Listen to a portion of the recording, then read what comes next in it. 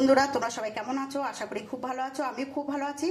আমি একদম নিরামিষ একটা রেসিপি নিয়ে চলে এসেছি, সেটা হচ্ছে মোচা। এই দেখো, মোচাটা আমি কেটে ধুয়ে বেছে নিয়েছি, আর আমি সিদ্ধ করে নিয়েছি নুন হলুদ দিয়ে। প্রেসারে আমি 2টো সিটি মেরে নিয়েছি। তা আমি মোচাটা দিয়ে আমি কি করব তোমাদের একটু দেখাচ্ছি। এই দেখো, আমি ছোলাটা সিদ্ধ করে নিয়েছি, খুব সুন্দর সিদ্ধ হয়েছে। আর এখানে রয়েছে দেখো কাঁঠালের দানাটা আমি সিদ্ধ করিনি, যদি গলে যাবে তা আমি একটু তেলে ভেজে নেব। আজ আমি এই কাঁঠালের দানা দিয়ে আর ছোলা দিয়ে আমি মোচার ঘন্ট করব, একদম নিরামিষ। আমি ওই কড়াইয়ের তেলের মধ্যে আমি তেজপাতা আর গোটা জিরে ফোড়ন দিয়ে দেবো। আমি ওই তেলের মধ্যে এই কাঁঠালের দানাটা আমি একটু ভেজে নেব।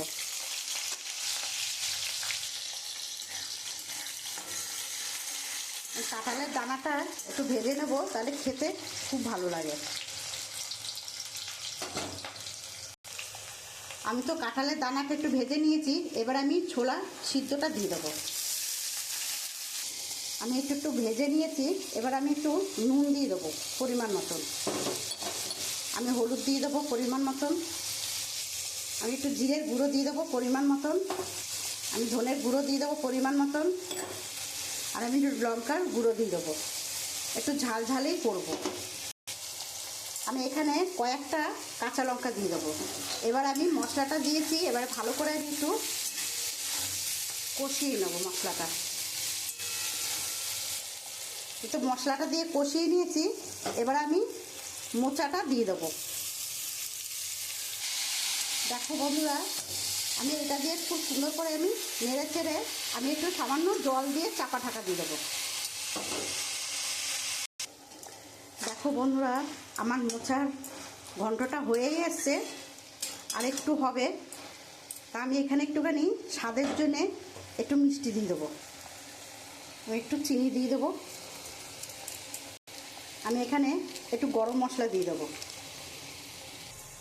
এবার আমি ভালো করে একটু নাড়বো। দেখো বন্ধুরা, আমার মোচার ঘন্টটা হয়ে এসছে।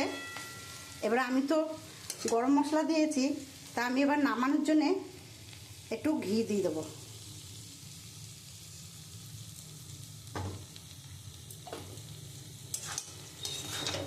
ঘির গন্ধটা বেশ সুন্দর আসে। দেখো বন্ধুরা, আমার তো হয়ে গেছে মোচার ঘন্টটা।